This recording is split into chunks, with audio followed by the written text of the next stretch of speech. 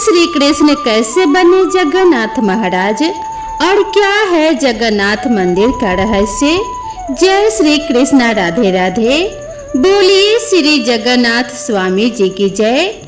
उड़ीसा के पुरी में स्थित जगन्नाथ मंदिर भारत के 4 पवित्र धामों में से एक है, जहां हर साल आषाढ़ मास के शुक्ल पक्ष की द्वितीया तिथि को भव्य रथ यात्रा का आयोजन होता है। हिंदू धर्म में श्री जगन्नाथ रथ यात्रा का बहुत अधिक महत्व है। श्री जगन्नाथ मंदिर में भगवान जगन्नाथ जी विराजमान हैं। भगवान श्री जगन्नाथ जी भ्राता बलभद्र जी और बहन सुभद्रा जी के साथ विराजमान हैं। भगवान श्री जगन्नाथ जी श्री हरि विष्णु जी के अवतार श्री कृष्ण का ही रूप हैं। जगन्नाथ जी की मूर्ति में आज भी भगवान श्री कृष्ण जी का हृदय विराजमान है।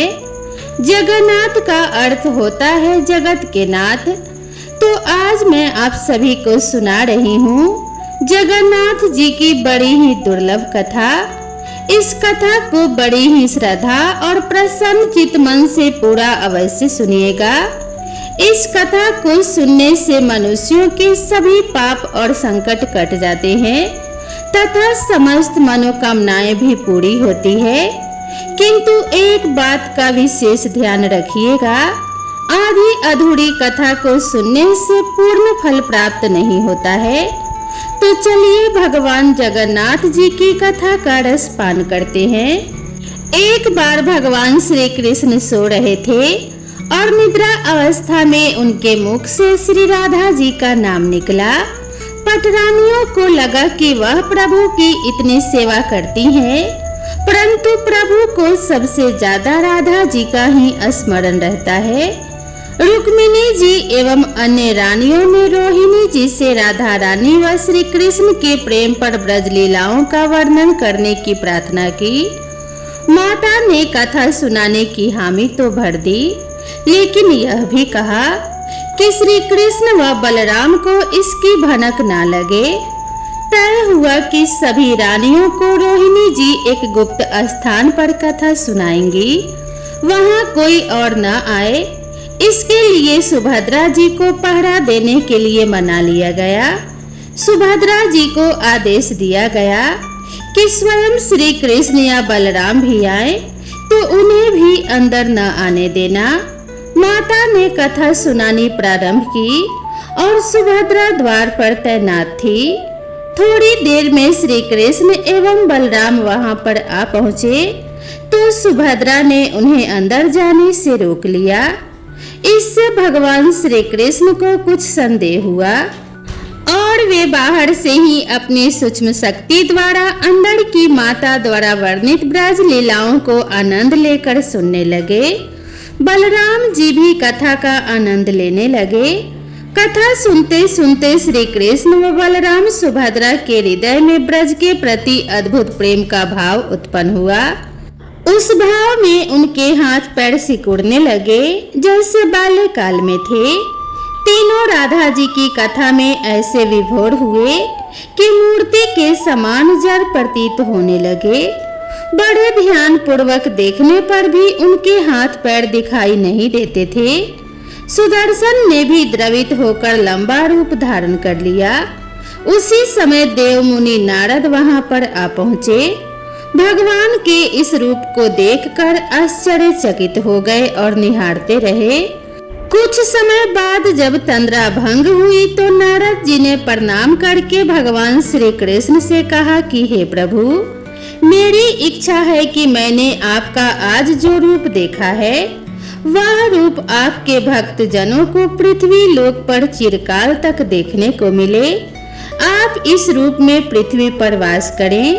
भगवान श्री कृष्ण नारद जी की बात से प्रसन्न हुए और उन्होंने कहा कि ऐसा ही होगा। कली काल में मैं इसी रूप में नीलांचल क्षेत्र में अपना स्वरूप प्रकट करूंगा। कलयुग आगमन के उपरांत प्रभु की प्रेरणा से मालव राज इंद्रधुम्न ने भगवान श्री कृष्ण, बलभद्र जी और बहन सुभद्रा जी की ऐसी ही प्रतिमा जगन्नाथ मंदिर में स्थापित कराई।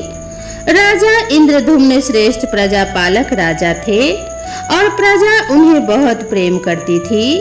प्रजा सुखी और संतुष्ट थी। राजा के मन में इच्छा थी कि वह कुछ ऐसा करे जिससे सभी उन्हें स्मरण रखे। दैव योग से इंद्रद्युम्न के मन में एक अज्ञात कामना प्रकट हुई कि वह ऐसा मंदिर का निर्माण कराए जैसा दुनिया में कहीं और ना हो। इंद्रद्युम्न विचारने लगे कि आखिर उनके मंदिर में किस देवता की मूर्ति स्थापित करे। राजा के मन में यही इच्छा और चिंतन चलने लगा। एक रात इसी पर गंभीर चिंतन करते हुए वे सो गए। नींद में राजा ने एक सपना देखा और सपने में उन्हें एक देववाणी सुनाई पड़ी। इंद्रद्युम्न ने सुना, राजा तुम पहले नए मंदिर का निर्माण आरंभ करो, मूर्ति विग्रह की चिंता छोड़ दो। उचित समय आने पर तुम्हें स्वयं राह दिखाई पड़ेगी। राजा नींद से जाग उठे और सुबह होते ही उन्होंने अपने मंत्रियों को सपने की बात बताई। राज पुरोहित के सुझाव पर शुभ मुहूर्त में पूर्वी समुद्र तट पर एक विशाल मंदिर के निर्माण का निश्चय हुआ। वैदिक मंत्रोच्चार के साथ मंदिर निर्माण का श्री गणेश हुआ। राजा इंद्रद्युम्न के मंदिर बनवाने की सूचना शिल्पियों और कारीगरों की हुई तो सभी इसमें योगदान देने पहुंचे। दिन रात मंदिर के निर्माण में सभी जुट गए। कुछ ही वर्षों में मंदिर बनकर तैयार हुआ। सागर तट पर एक विशाल मंदिर का निर्माण हो तो गया, परंतु मंदिर के भीतर भगवान की मूर्ति की समस्या जस की तस थी। राजा फिर से चिंतित होने लगे। एक दिन मंदिर के गर्भगृह में बैठकर इसी चिंतन में बैठे राजा की आंखों से आंसू निकल आए। राजा ने भगवान से विनती की कि प्रभु आपके किस स्वरूप को इस मंदिर में स्थापित करूं, इसकी चिंता से मैं व्यग्र हूं, मुझे मार्ग दिखाइए।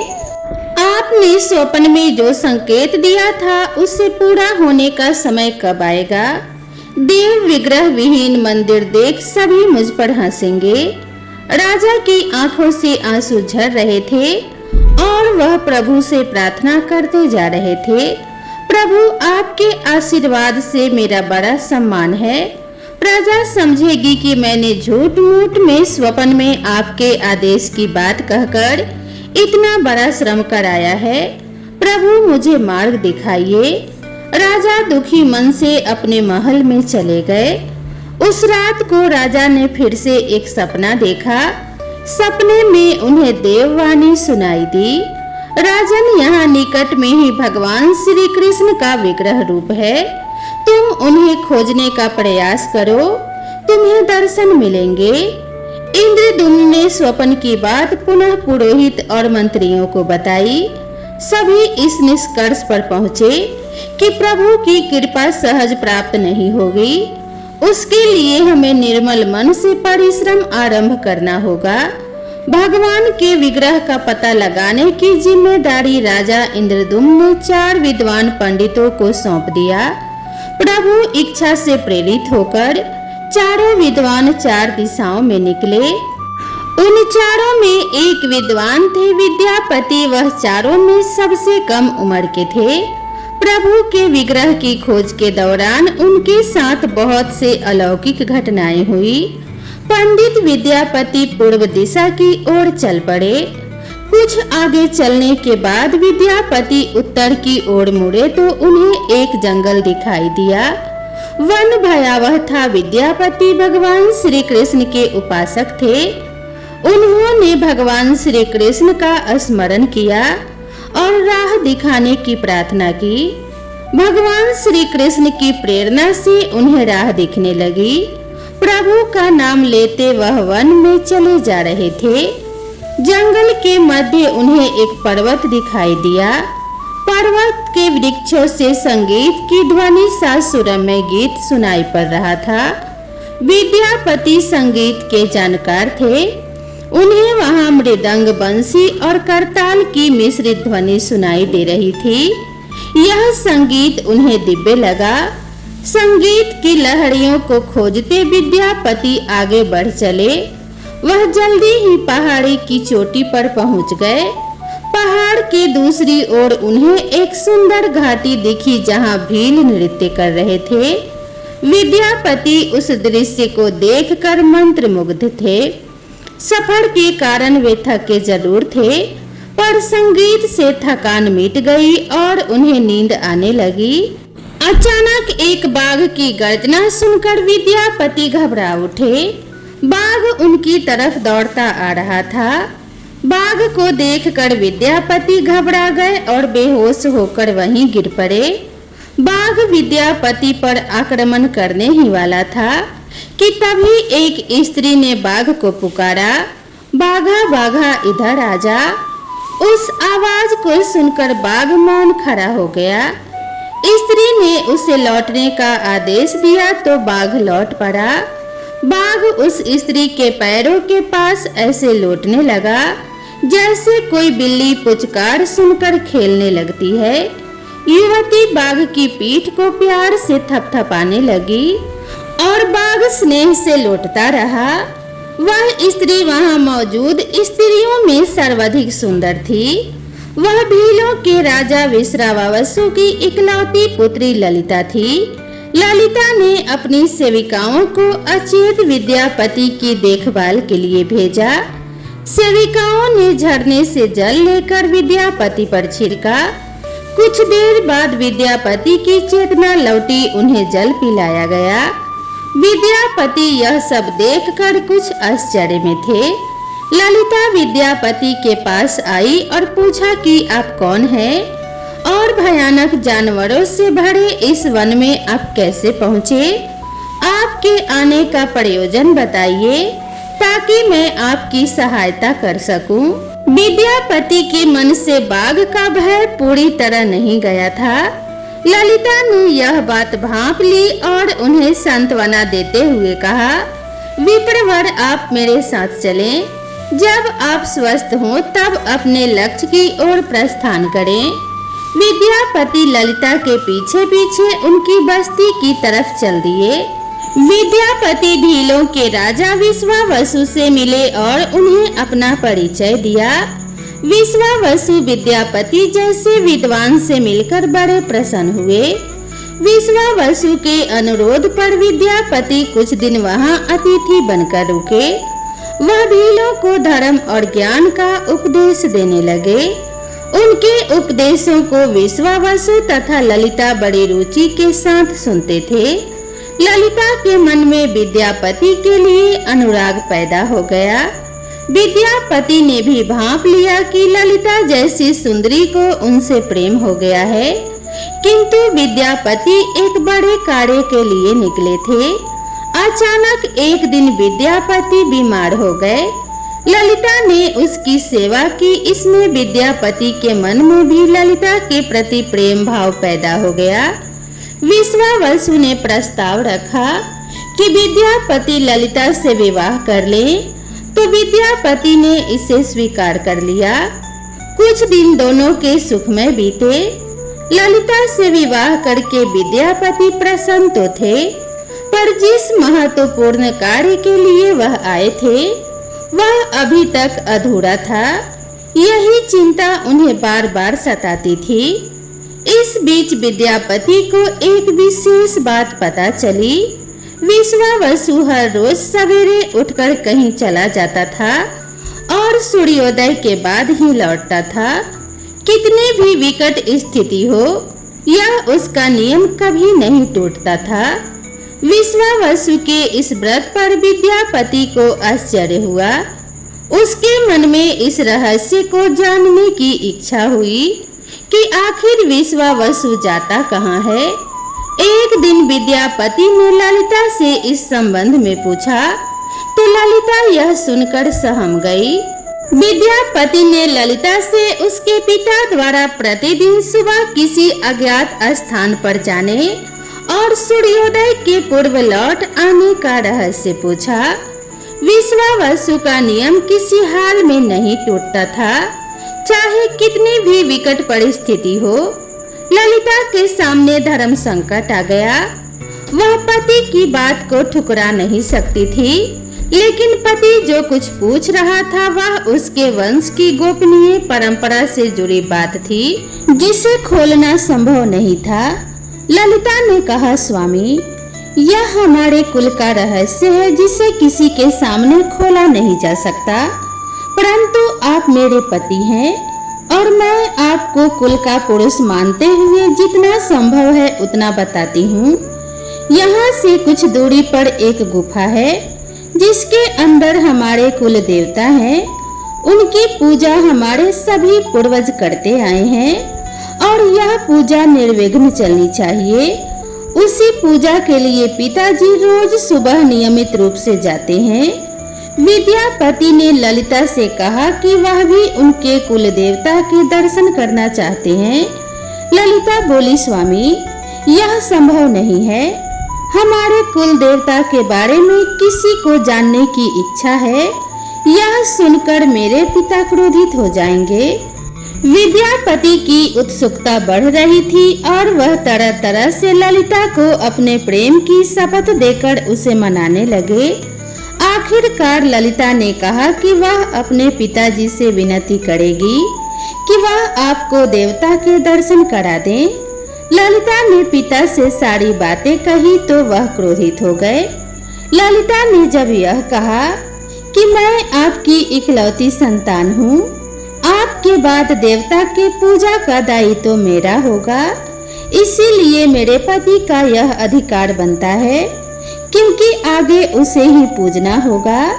विश्वावसु इस तर्क के आगे झुक गए। वह बोले, गुफा के दर्शन किसी को तभी कराए जा सकते हैं जब वह भगवान की पूजा का दायित्व अपने हाथ में ले ले। विद्यापति ने दायित्व स्वीकार किया तो विश्वावसु देवता के दर्शन कराने को राजी हो गए। दूसरे दिन सूर्योदय से पूर्व विद्यापति की आंखों पर पट्टी बांधकर विश्वावसु उनका दाहिना हाथ पकड़कर गुफा की तरफ निकले। विद्यापति ने मुट्ठी में सरसों रख लिया था, जिसे रास्ते में गिराते हुए गए। गुफा के पास पहुंचकर विश्वावसु रुके और गुफा के पास पहुंच गए। विश्वावसु ने विद्यापति की आंखों की काली पट्टी खोल दी और उस गुफा में नीले रंग का प्रकाश चमक उठा। हाथों में मुरली लिए भगवान श्री कृष्ण का रूप विद्यापति को दिखाई दिया। विद्यापति आनंद मगन हो गए और उन्होंने भगवान के दर्शन किए। दर्शन के बाद तो जैसे विद्यापति जाना ही नहीं चाहते थे, पर विश्वावसु ने लौटने का आदेश दिया और फिर उनकी आंखों पर पट्टी बांधी और दोनों लौट पड़े। लौटने पर ललिता ने विद्यापति से पूछा तो विद्यापति ने गुफा में दिखे अलौकिक दृश्य के बारे में पत्नी को भी बताना उचित नहीं समझा। वह उनकी बात को टाल गए। विद्यापति को यह तो जानकारी हो चुकी थी कि विश्वावसु श्री कृष्ण की मूर्ति की पूजा करते हैं। विद्यापति को आभास हो गया कि महाराज ने स्वप्न में जिस प्रभु विग्रह के बारे में देववाणी सुनी थी वह इसी मूर्ति के बारे में थी। विद्यापति विचार करने लगे कि किसी तरह इस मूर्ति को लेकर राजधानी पहुंचना होगा। वह एक तरफ तो गुफा से मूर्ति को लेकर जाने की सोच रहे थे, तो वहीं दूसरी तरफ भीलराज और पत्नी के साथ विश्वासघात के विचार से उनका मन व्यथित हो रहा था। विद्यापति धर्म अधर्म के बारे में सोचते रहे।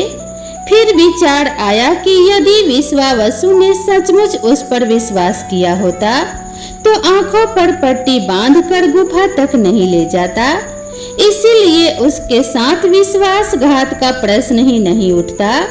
उसने गुफा से मूर्ति चुराने का मन बना लिया। विद्यापति ने ललिता से कहा कि वह अपने माता पिता के दर्शन करने के लिए जाना चाहता है, वे उसे लेकर परेशान होंगे। ललिता भी साथ चलने को तैयार हुई तो विद्यापति ने यह कहकर समझा लिया कि वह शीघ्र ही लौटेगा तो उसे भी लेकर जाएगा। ललिता मान गई। विश्वावसु ने उसके लिए घोड़े का प्रबंध किया अब तक सरसों के दाने से पौधे निकल आए थे। उनको देखता विद्यापति गुफा तक पहुंच गया। उसने भगवान की स्तुति की और क्षमा प्रार्थना के बाद उनकी मूर्ति उठाकर झोले में रख ली। शाम तक वह राजधानी पहुंच गया और सीधा राजा के पास गया। उसने दिव्य प्रतिमा राजा को सौंप दी और पूरी कहानी सुनाई। राजा ने बताया कि उसने कल एक सपना देखा कि सुबह सागर में एक कुंदा बहकर आएगा। उस कुंदे की नक्काशी करवाकर भगवान की मूर्ति बनवा लेना, जिसका अंश तुम्हें प्राप्त होने वाला है। वह भगवान श्री विष्णु का स्वरूप होगा। तुम जिस मूर्ति को लाए हो वह भी भगवान विष्णु का अंश है। दोनों आश्वस्त थे कि उनकी तलाश पूरी हो गई है।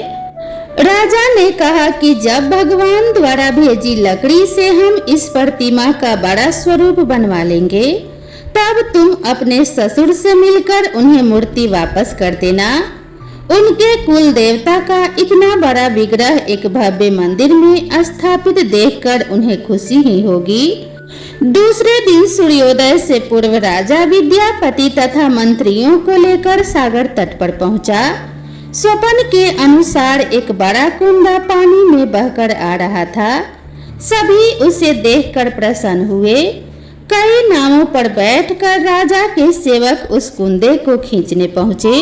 मोटी मोटी रस्सियों से कुंदे को बांधकर खींचा जाने लगा, लेकिन कुंदा टस से मस नहीं हुआ और लोग भेजे गए, लेकिन सैकड़ों लोग और नावों का प्रयोग करके भी कुंदे को हिलाया नहीं जा सका। राजा का मन उदास हो गया। सेनापति ने एक लंबी सेना कुंदे को खींचने के लिए भेज दी। सारे सागर में सैनिक ही सैनिक नजर आने लगे, लेकिन सभी मिलकर कुंदे को अपने स्थान से हिला तक ना सके। सुबह से रात हो गई। अचानक राजा ने काम रोकने का आदेश दिया। उसने विद्यापति को अकेले में ले जाकर कहा कि वह समस्या का कारण जान गया है। राजा के चेहरे पर संतोष के भाव थे। राजा ने विद्यापति को गोपनीय रूप से कहीं चलने की बात कही। राजा इंद्रदुम्न ने कहा कि अब भगवान का विग्रह बन जाएगा, बस एक काम करना होगा। राजा इंद्रद्युम्न को भगवान की प्रेरणा से समझ में आने लगा कि आखिर प्रभु के विग्रह के लिए जो लकड़ी का कुंदा पानी में बहकर आया है वह हिल डुल क्यों नहीं रहा है। राजा ने विद्यापति को बुलाया और कहा, तुम जिस दिव्य मूर्ति को अपने साथ लाए हो उसकी अब तक जो पूजा करता था उससे तुरंत भेंट करके क्षमा मांगनी होगी। बिना उसके स्पर्श किए यह कुंदा आगे नहीं बढ़ सकेगा। राजा इंद्रदुम्न और विद्यापति विश्वावसु से मिलने पहुँचे। राजा ने पर्वत की चोटी से जंगल को देखा तो उसकी सुंदरता को देखता ही रह गया। दोनों भीलों की बस्ती की ओर चुपचाप चलते रहे। इधर विश्वावसु अपने नियमित दिनचर्या के हिसाब से गुफा में अपने कुल देवता की पूजा के लिए चले। वहां प्रभु की मूर्ति गायब देखी तो वह समझ गए कि उनके दामाद ने ही यह छल किया है। विश्वावसु लौटे और ललिता को सारी बात सुना दी। विश्वावसु पीड़ा से भरा घर के आंगन में पछाड़ खाकर गिर गए। ललिता अपने पति द्वारा किए गए विश्वासघात से दुखी थी और स्वयं को इसका कारण मान रही थी। पिता पुत्री दिन भर विलाप करते रहे। उन दोनों ने अन्न का एक भी दाना छुआ तक नहीं। अगली सुबह विश्वावसु उठे और सदा की तरह अपनी दिनचर्या का पालन करते हुए उस गुफा की तरफ बढ़ निकले। वह जानते थे कि प्रभु का विग्रह वहां नहीं है, फिर भी उनके पैर गुफा की ओर खींचे चले जाते थे। विश्वावसु के पीछे ललिता और रिश्तेदार भी चले। विश्वावसु गुफा के भीतर पहुँचे जहाँ भगवान की मूर्ति होती थी। उस चट्टान के पास हाथ जोड़कर खड़े रहे, फिर उस ऊंची चट्टान पर गिर गए और बिलख बिलख कर रोने लगे। उनके पीछे प्रजा भी रो रही थी। एक भील युवक भागता हुआ गुफा के पास आया और बताया कि उसने महाराज और उनके साथ विद्यापति को बस्ती की ओर आते हुए देखा है। यह सुनकर सब चौंक उठे। विश्वावसु राजा के स्वागत में गुफा से बाहर आए, लेकिन उनकी आंखों में आंसू थे। राजा इंद्रद्युम्न विश्वावसु के पास आए और उन्हें अपने हृदय से लगा लिया। राजा बोले, भील राज, तुम्हारे कुल देवता की प्रतिमा का चोर तुम्हारा दामाद नहीं, मैं हूँ। उसने तो अपने महाराज के आदेश का पालन किया है। यह सुनकर सब चौंक उठे। विश्वावसु ने राजा को आसन दिया। राजा ने उस विश्वावसु को शुरू से अंत तक की पूरी बात बताकर कहा कि आखिर क्यों यह सब करना पड़ा।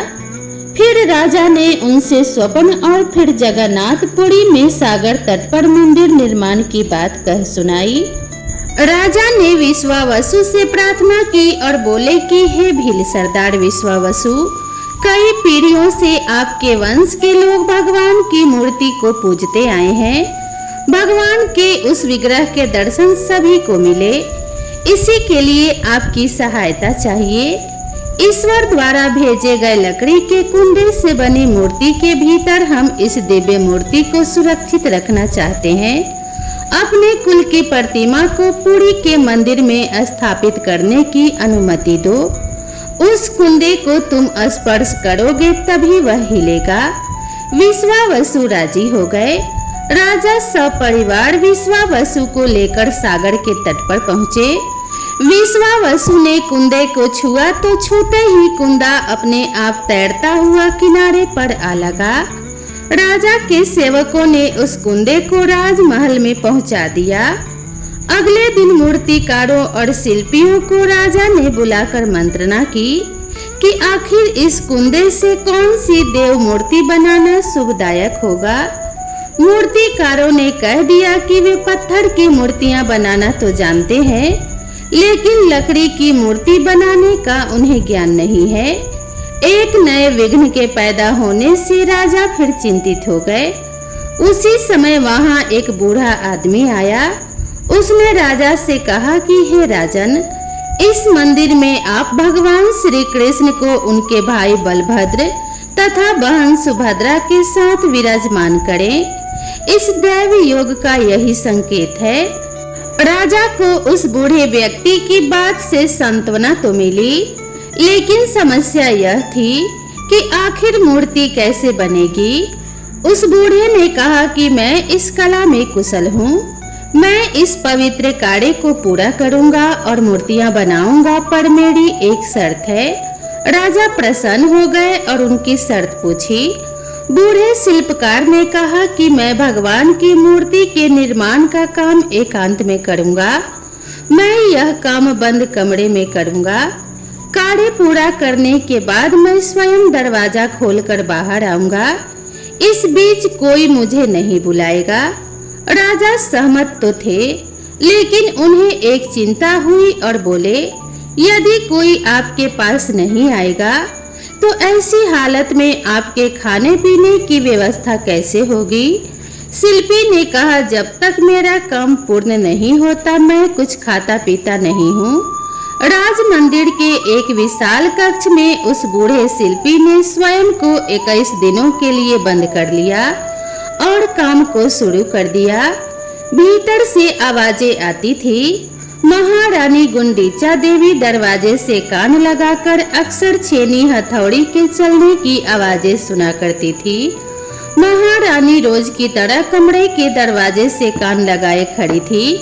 15 दिन बीते थे कि उन्हें कमरे से आवाज सुनाई पड़नी बंद हो गई। जब मूर्तिकार के काम करने की कोई आवाज सुनाई नहीं पड़ी तो रानी चिंतित हो गई। उन्हें लगा कि वृद्ध आदमी है, खाता पीता भी नहीं, कहीं उसके साथ कुछ अनिष्ट ना हो गया हो। व्याकुल होकर रानी ने दरवाजे को धक्का देकर खोला और भीतर झांक कर देखा। महारानी गुंडीचा देवी ने इस तरह मूर्तिकार को दिया हुआ वचन भंग कर दिया था। मूर्तिकार अभी मूर्तियां बना रहा था। परंतु रानी को देखते ही वह अदृश्य हो गए। मूर्ति निर्माण का कार्य अभी तक पूरा नहीं हुआ था। हाथ पैर का निर्माण पूर्ण नहीं हुआ था। वृद्ध शिल्पकार के रूप में स्वयं देवताओं के शिल्पी भगवान विश्वकर्मा आए थे। उनके अदृश्य होते ही मूर्तियां अधूरी ही रह गई। इसी कारण आज भी यह मूर्तियां वैसी ही हैं। उन प्रतिमाओं को ही मंदिर में स्थापित कराया गया। कहते हैं विश्वावसु संभवतः उस जरा बहेलिये का वंशज था जिसने अनजाने में भगवान श्री कृष्ण की हत्या कर दी थी। विश्वावसु शायद भगवान श्री कृष्ण के पवित्र अवशेषों की पूजा करता था। ये अवशेष मूर्तियों में छिपा कर रखे गए थे। विद्यापति और ललिता के वंशज जिन्हें दैत्यपति कहते हैं, उनका परिवार भी अब यही पूजा करता है। तो प्रेम से बोलिए जय श्री जगन्नाथ। भगवान श्री कृष्ण की कृपा आप सभी भक्तों पर सदा सर्वदा बनी रहे। इसी मंगल कामना के साथ आप सभी से विदा लेते हैं। मिलते हैं इसी तरह की नई कथा और नई कहानी के साथ। तब तक के लिए राधे राधे।